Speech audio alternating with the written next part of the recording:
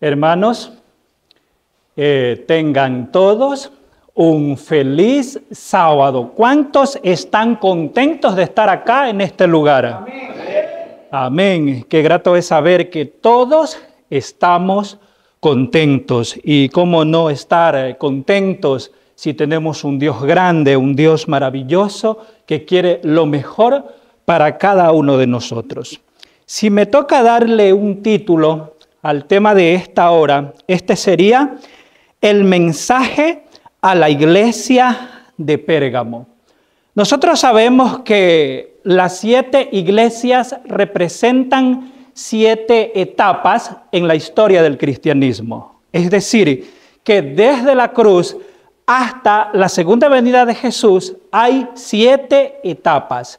Y hoy vamos a ver la etapa número 3, o la iglesia número 3, cuyo nombre es la iglesia de Pérgamo. Vamos a la Biblia, vamos al libro de Apocalipsis, vamos al capítulo 2 y vamos a ver los versículos 12 y 13. Y vamos a meditar en estos textos impresionantes que tienen que ver con la tercera iglesia del Apocalipsis. Aquellos que deseen ver las iglesias anteriores pueden visitar Ricardo Merelo en YouTube y ahí están las iglesias anteriores para poder entender la temática completa.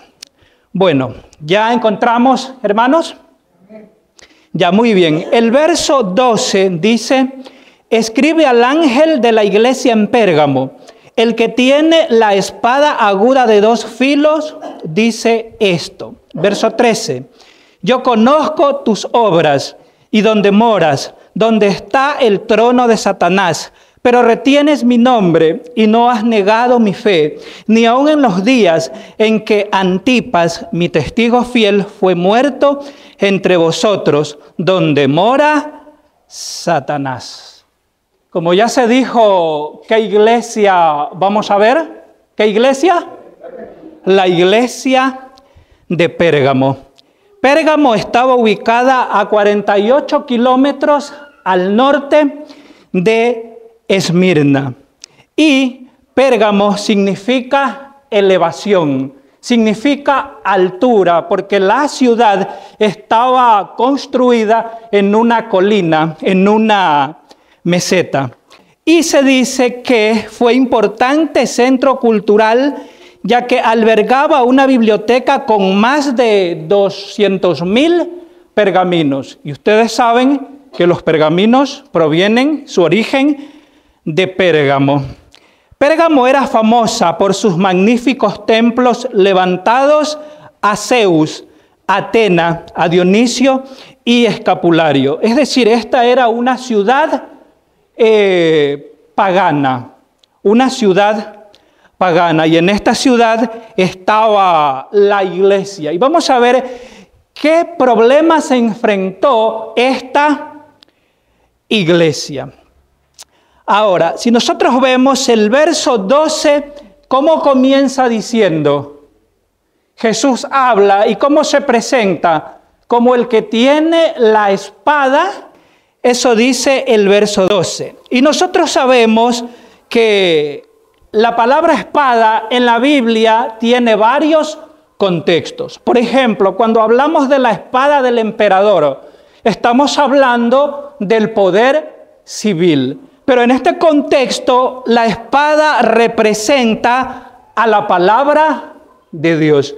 Porque en esta época, en este tiempo, en esta iglesia, lo que fue afectado fue la palabra de Dios. Y vamos a ver por qué. En Hebreos capítulo 4, verso 12 dice: porque la palabra de Dios es viva y eficaz, y más cortante que toda espada de 2 filos, que penetra hasta partir el alma y el espíritu, las coyunturas, los tuétanos, y discierne los pensamientos y las intenciones del corazón. Aquí esta espada representa la palabra de Dios. De hecho, en el libro de Efesios, en el capítulo 6, y en el verso 17 dice, tomad el yelmo de la salvación y la espada del Espíritu, que es la palabra de Dios. Entonces, está claro que esta espada representa la palabra de Dios. Esta espada simbólica es la que juzga y separa la verdad del error. En esta iglesia iba a comenzar gran escala de división entre la verdad y el engaño, entre lo correcto y lo incorrecto, entre la luz y las tinieblas. Esta época de la iglesia cristiana sería decisiva, divisoria entre la sana doctrina y la apostasía. Es precisamente en esta historia, en esta parte de la historia, en esta iglesia, donde la verdad fue lanzada por tierra, donde la verdad fue cuestionada, donde la verdad fue cambiada. Pero aquellos cambios no son aceptados por Dios, no son aceptados por la palabra de Dios. Los cambios que se realizaron en esta época de la historia, en esta iglesia, en la iglesia de Pérgamo, son solo por la tradición de la iglesia a quienes llamamos la iglesia madre. Y vamos a ver cuáles son los cambios que se realizaron. Por ejemplo, en el año 320 se comenzaron a usar las velas. ¿Y para qué se usan las velas? Para los difuntos. ¿Y que los difuntos pueden ver las velas que están prendidas? No. En este tiempo se realizó. Ahora, en el año 321 se da el edicto de Constantino, ley dada por Constantino del 7 de marzo del 321, se da lo que se conoce en la historia, en esta historia, como la primera ley dominical. ¿Saben de qué se trata? Donde Constantino hace un cambio. Cambia la solemnidad y la observancia del sábado al domingo. Ahora, yo les pregunto, ¿el domingo es una enseñanza bíblica? No. Es algo que Constantino así lo hizo.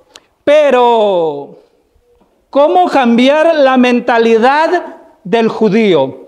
¿Cómo cambiar la mentalidad de aquel judío cuya transición al cristianismo era bien sujeto a lo que la palabra de Dios dice? Tanto el judío como el cristiano tenían en su mente que la ley es eterna y que nada se puede cambiar. Pero ¿cómo Constantino lo logró? ¿Quién estaba detrás de él?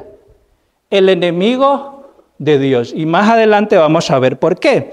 Ahora, la ley dice lo siguiente, la ley dada por Constantino, que todos los jueces y todos los habitantes de la ciudad y todos los mercaderes y artesanos descansen en el venerable día del sol.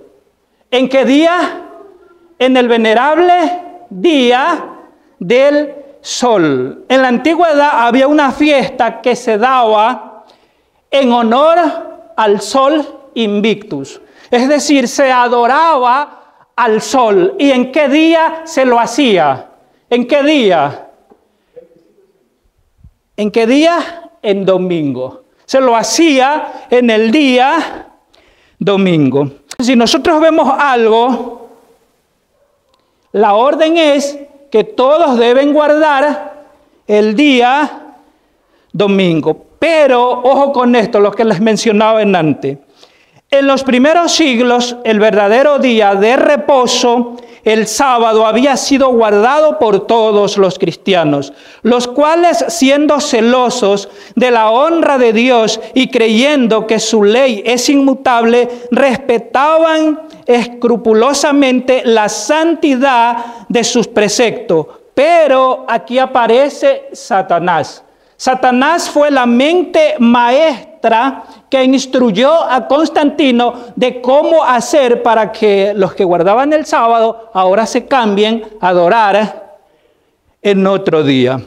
Dice, pero Satanás procedió con gran sutileza por medio de sus agentes para llegar al fin de que se propusiera para llamar la atención de las huestes hacia el domingo. Fue declarado día de fiesta en honor a la resurrección de Jesús.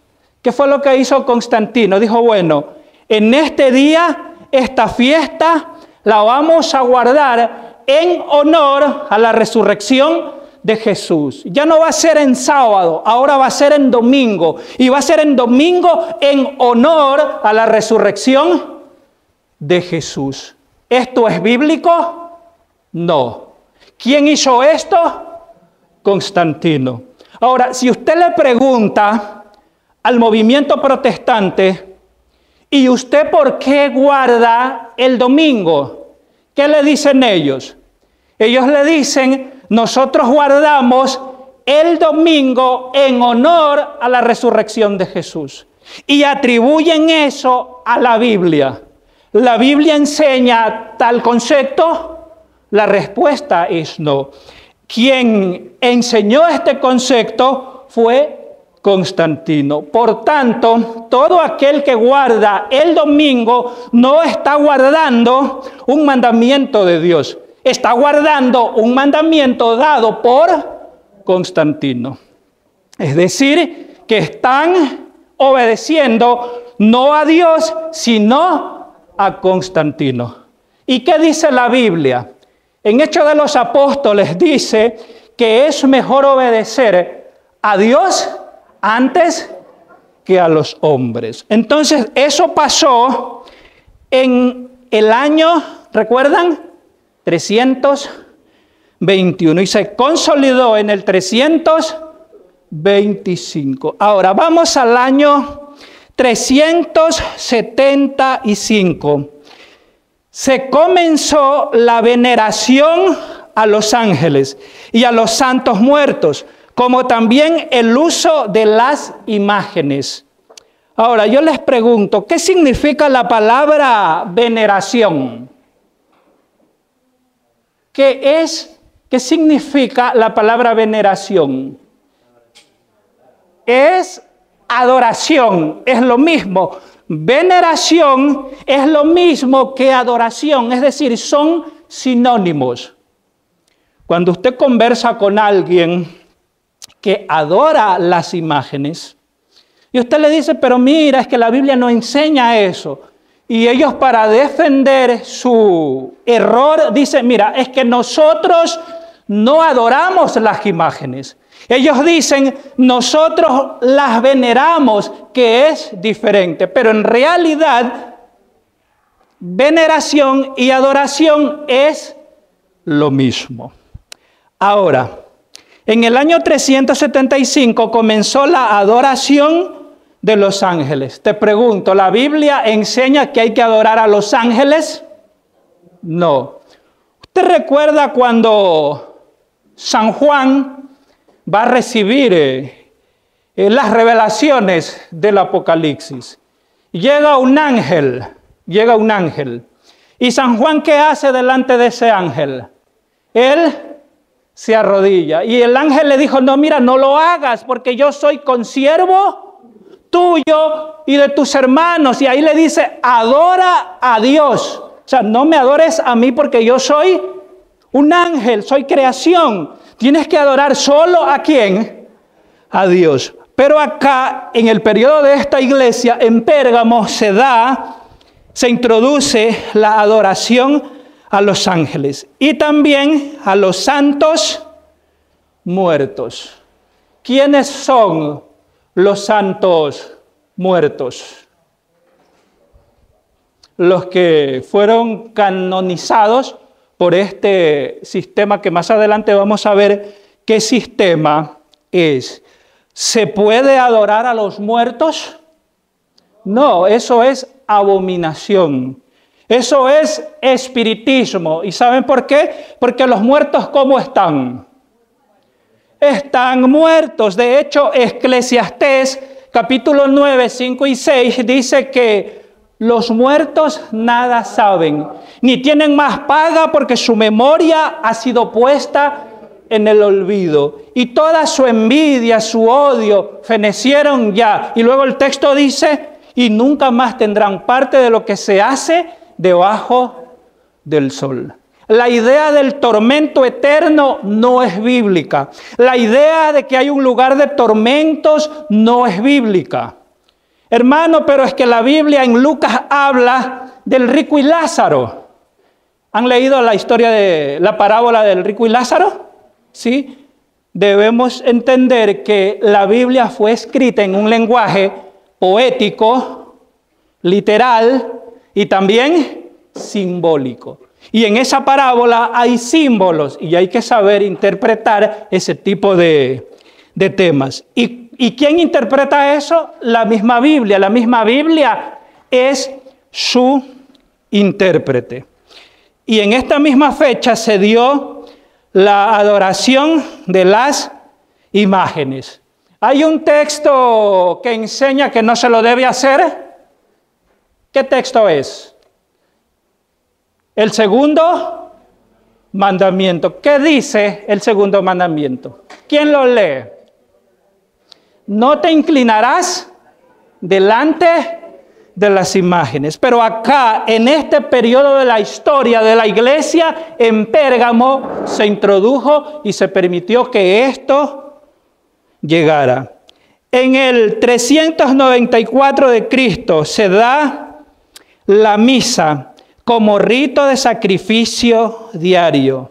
Usted sabe que en el concepto de la misa, cada vez que se da una misa, se sacrifica a Jesús, según el concepto de ellos.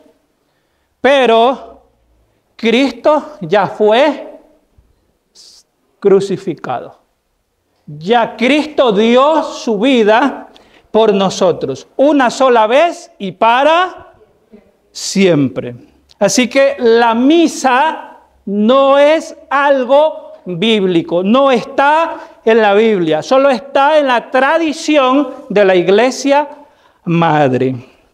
Ahora, si vamos al año 431, aquí estoy en el espacio, en el tiempo de la era de Pérgamo, porque esta iglesia corresponde desde el año 313, donde se da el edicto de tolerancia dado por Constantino, que nos lleva al año 538, donde se da la hegemonía papal. Ahora, en el año 431 se proclama a María como madre de Dios. Madre de Dios, se aplicó por primera vez a ella en el concilio de Éfeso. También durante esta época se comenzó a usar vestiduras especiales para los sacerdotes y los curas. Les pregunto, ¿María es madre de Dios? No.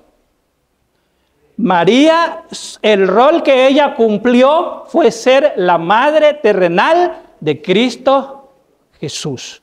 María no es la madre de Dios. Ahora, también menciona que en este tiempo se proclamó lo que es el atuendo de los sacerdotes. Yo les pregunto, ¿el sacerdocio sigue vigente? ¿Usted puede ir donde un sacerdote y confesarse? ¿Eso sigue vigente?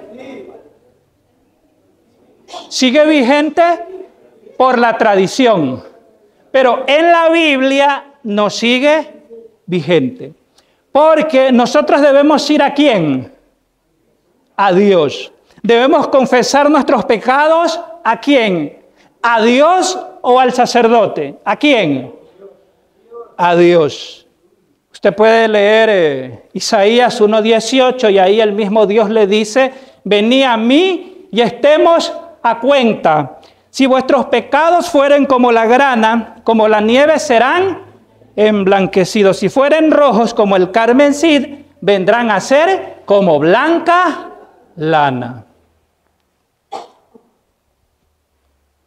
Entonces, ¿sigue vigente el sacerdocio? No. El único sacerdote que hoy sigue vigente, ¿cómo se llama? Jesucristo. ¿Y en dónde está Él? En el lugar santísimo. Él está allí intercediendo por nuestros pecados. Una vez más, repito, busque al sacerdote de sacerdotes, al sumo sacerdote, que es ¿quién? Que es Cristo Jesús, y que en este momento está cumpliendo un papel de abogado. Y cuando Él venga, viene a cumplir un papel de rey. ¿Sí? ¿Estamos claros hasta aquí? Muy bien. En el año 500 ya se confirmó el uso del aceite, velas, indulgencias, agua bendita, procesiones, bendiciones a los campos, vestiduras sacerdotales y una serie de cosas. ¿Ya? Una serie de cosas. Ahora, vamos a continuar al siguiente verso, porque tenemos algunos versos por analizar. Vamos al verso 13. ¿Qué dice el verso 13? Aquí aparece, ¿qué nos llama la atención de este texto?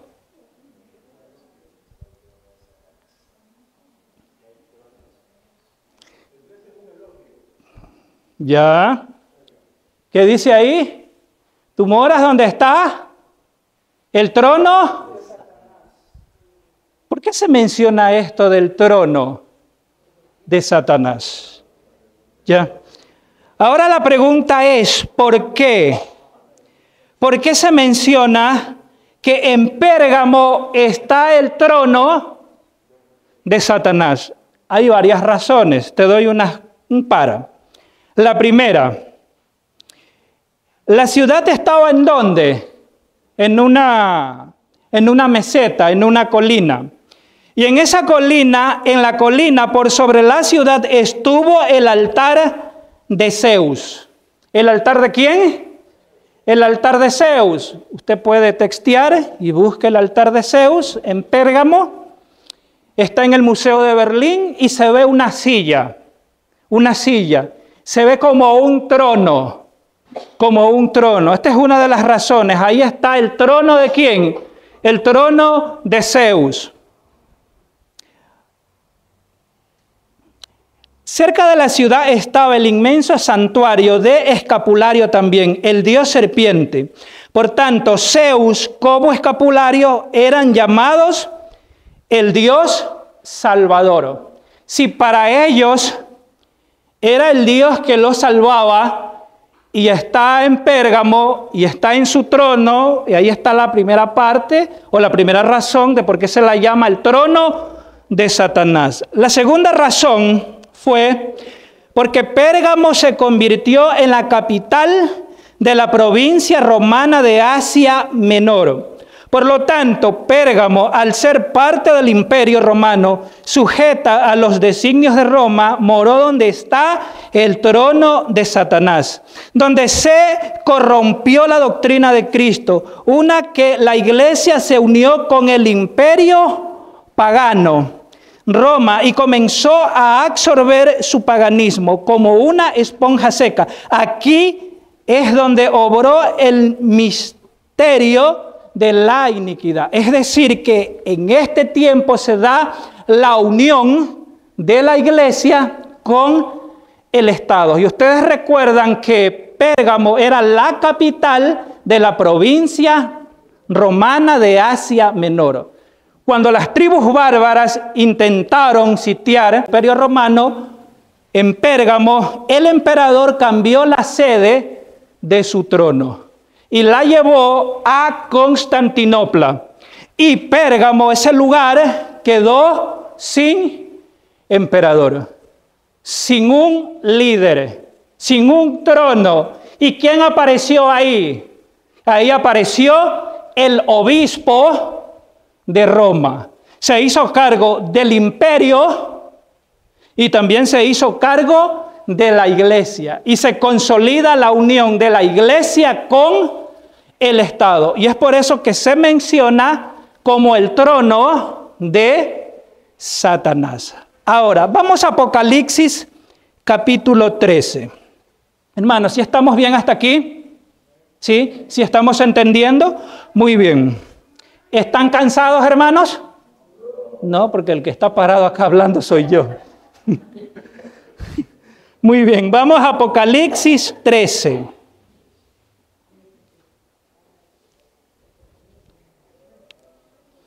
Apocalipsis 13, verso 2 dice: y la bestia que vi era semejante a un leopardo, sus pies como de oso, y su boca como boca de león. Y el dragón, ahí vamos a hacer un alto, ahí póngale un señalador, póngale un dedo, no se pierda de ese texto, de esa parte donde dice, y el dragón. ¿Quién es el dragón? Satanás. Y dice, y el dragón le dio su poder, ¿qué más dice tu Biblia? Su trono y su grande autoridad. Entonces ahí se consolida, ¿qué cosa?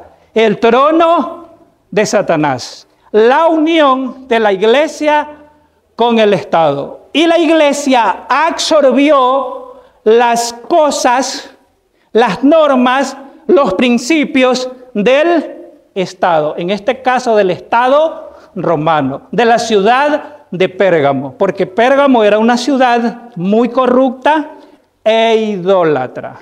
Entonces ahí estamos claros. Ahora, pero ¿quién es esta bestia? ¿Esta bestia es real? Porque dice que esta bestia es semejante a un leopardo, dice que sus pies son como de oso, ¿verdad? ¿Eso dice? ¿Qué es? ¿Es oso? ¿Es leopardo? ¿Qué es? ¿Es león? ¿Qué es? Ahora comprenden porque yo les decía que la Biblia es escrita también en un lenguaje simbólico. En la Biblia, especialmente en el Apocalipsis, el término bestia se refiere a un reino. Y lo vamos a comprobar. En Daniel, en el capítulo 7 y en el verso 23, ahí está el surgimiento de 4 grandes bestias, que son las mismas bestias que aparecen acá en Apocalipsis 13. Ya, en Daniel 7:23 dice, dijo así, la cuarta bestia será un cuarto reino en la tierra. Entonces, una bestia, ¿qué es? Es un reino en la tierra. Es decir, que la bestia de Apocalipsis 13:2 es un reino en la tierra. Es un poder político religioso en esta tierra. Y todos están de acuerdo que aquí se refiere al sistema papal. Lo dicen los luteranos, lo dijo Lutero, lo dijo Calvino, lo dijo Juan Hus, lo dijo Andrews, lo dijo Elena White y lo decimos nosotros. ¿Ya? Entonces, ahora entendemos por qué el trono de Satanás. Ahora, vamos a continuar. Si nosotros seguimos, el texto, el verso 13 también habla de un personaje que fue mártir.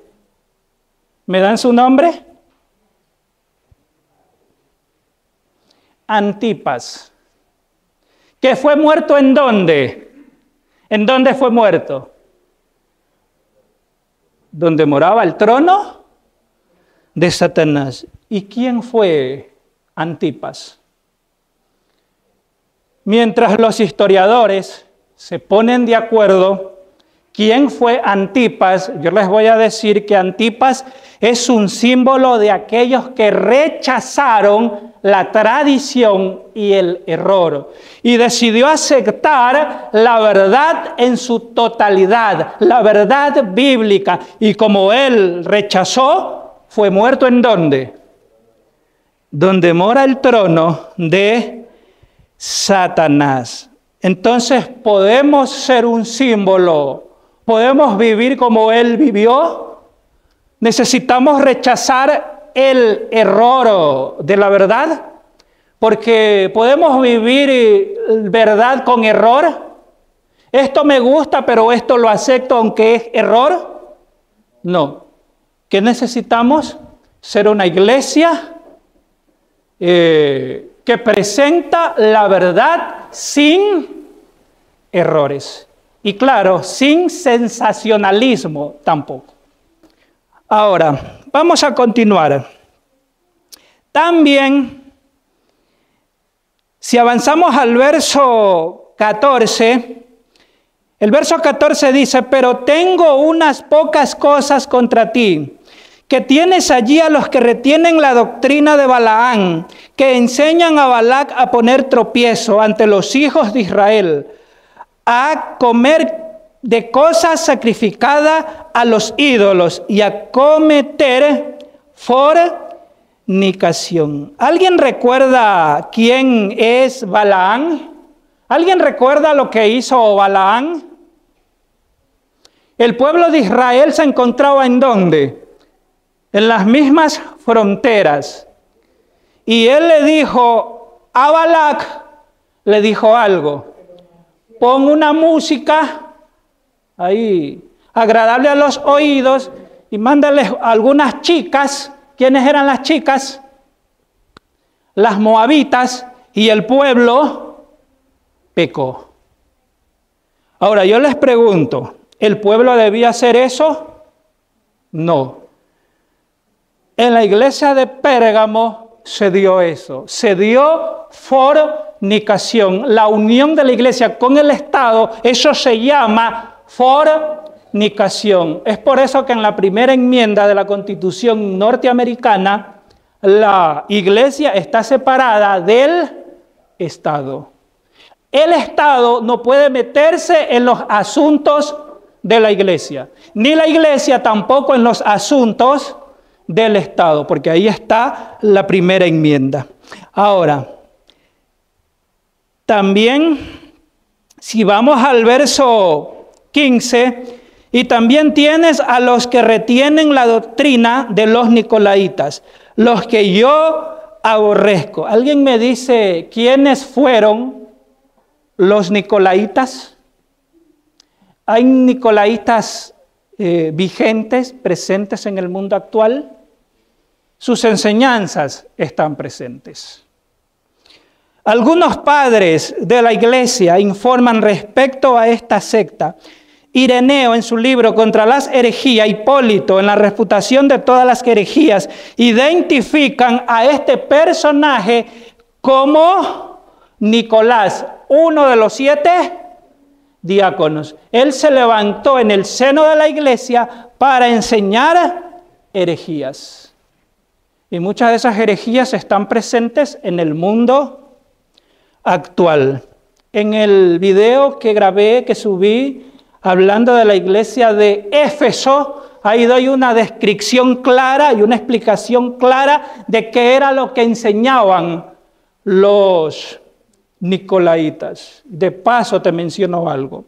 Los nicolaitas enseñaban que ellos no tenían necesidad de observar la ley de Dios.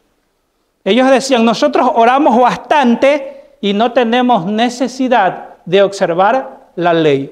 Te pregunto, ¿esta enseñanza sigue vigente? ¿Siguen vigentes?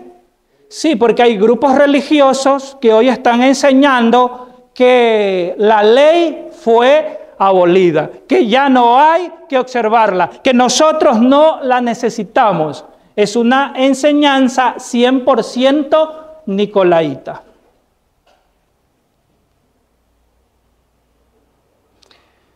Vamos a continuar y luego llegamos al último verso. El verso 17 dice, el que tiene oído, oiga lo que el Espíritu dice a las iglesias. Al que venciere daré de comer del maná escondido, y le daré una piedrecita blanca, y en la piedrecita escrito un nombre nuevo, el cual ninguno conoce, sino aquel que lo recibe. Mis hermanos, aquí hay un llamado para esta iglesia. No debemos mezclar la verdad con el error. Como iglesia no podemos enseñar verdad con error, porque eso sucedió en la época de Pérgamo. Como cristianos, como adventistas del séptimo día, no podemos ir por la vida aceptando verdades con medios errores.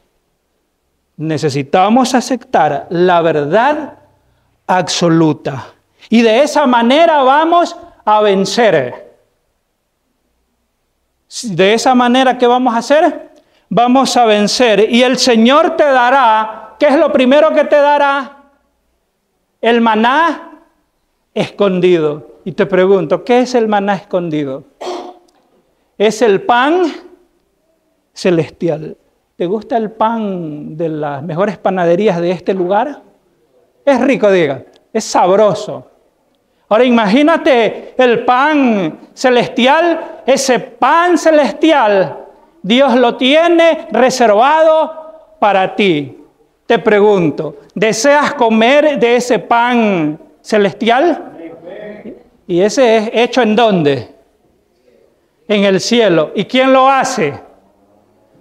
Los ángeles. Qué privilegio, ¿no? Vas a comer del maná escondido, pan celestial. Pero ¿qué tienes que hacer? ¿Qué debemos hacer? Debemos vencer y presentar la verdad absoluta, sin mezcla de error. ¿Qué más te dará el Señor? ¿Qué más te dará? Una piedra, una piedrecita. ¿De qué color es la piedra? Blanca. ¿Qué con esta piedra? ¿Qué función cumplía esta piedra en tiempos de Pérgamo? Mira, ¿sabes por qué la iglesia de Esmirna fue perseguida? ¿Sabes por qué la iglesia de Esmirna no pudo prosperar? Porque cuando tú vas a la iglesia anterior, que es la iglesia de Esmirna, Jesús le dice que es rica, pero que al mismo tiempo es pobre. Ya, eso dice. Y una de las razones de la pobreza de la iglesia de Esmirna es porque había un certificado que lo daba el emperador. ¿Ya? ¿Y cómo se obtenía ese certificado? Ese certificado se lo obtenía cada año cuando usted iba a adorar al emperador. Pero como usted era miembro de la iglesia de Esmirna, usted no iba a adorar al emperador. Y como no adoraba al emperador, le retenían su certificado. Y eso te daba libre comercio. Y tú podías crecer. Acá no era un certificado. Era una piedrecita. Te daban esa piedra. Y con esa piedra tú tenías acceso a todo. Pero claro, Dios te va a dar una piedra no para que te pierdas en el mundo, sino que esa piedra te la dará para que tengas acceso a la Canaán celestial. Y en esa piedra tiene escrita un nombre nuevo. ¿Y qué representa ese nombre nuevo en la palabra de Dios? ¿Qué representa? ¿Alguien dijo algo? ¿Qué representa ese nombre nuevo? Nuevo título, ¿qué más? Una nueva criatura. ¿Ustedes recuerdan de Jacob? ¿Sí? Jacob. ¿Qué representa el nombre Jacob? Suplantador, estafador, ladrón, mentiroso, todo eso, porque eso era ¿quién? Era Jacob. Pero en la lucha que él tuvo con el ángel de Jehová, él le cambió el nombre. ¿Cómo lo llamó? Israel. Porque ahora él había vencido. Ahora él era diferente. Ahora su corazón había sido sido enternecido. Era una nueva creación, era una nueva persona. Eso representa el cambio del nombre. Vamos a ser nueva creación. Vamos a ser diferente. No vamos a ser como somos ahora. Te pregunto, ¿te gusta tu nombre?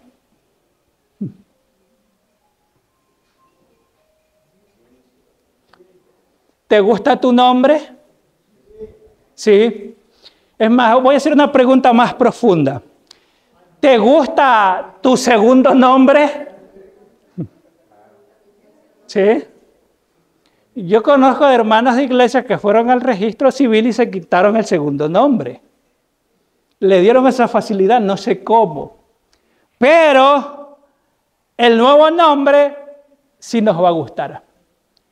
El nuevo nombre, porque ese nuevo nombre tiene que ver con la transformación de nuestras vidas.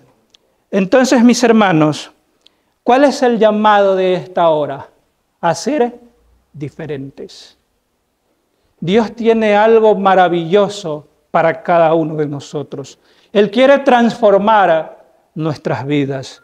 Él quiere enternecer nuestros corazones. Él quiere purificar nuestra mente. Él quiere que nosotros seamos cristianos 100% bíblicos. Porque en la era de Pérgamo, la verdad fue tirada por tierra. ¿Vamos a ser nosotros diferentes? ¿Cuántos en esta hora quieren decirle al Señor, Señor, yo deseo que tú me des esa piedrecita blanca? Yo deseo que tú me des ese maná escondido. Yo deseo que tú me des la Canaán celestial. Pero para que eso sea una realidad, ¿cómo debemos vivir? Conforme a la verdad que la palabra de Dios ha establecido. Que nuestra vida no sea como fue en tiempos de la iglesia de Pérgamo, sino que sea como Dios así lo ha declarado en su sola Escritura. Mis hermanos, que Dios nos bendiga y nos dé una hoja en blanco para escribir una nueva historia y que por sobre todo podamos cumplir la verdad bíblica y al error tener fuerza para decirle no. Y aquellos que van a ver este video en las redes sociales, esperen el siguiente tema que tiene que ver con la iglesia. ¿Me ayudan? ¿Cuál es la otra iglesia? La iglesia de Tiatira, donde se da el oficio, así se lo conoce, de la Santa Inquisición. Y en el nombre de Dios se hicieron barbaridades. Eso lo vamos a ver en el siguiente tema. Mis hermanos, que Dios nos bendiga y nos dé un feliz sábado.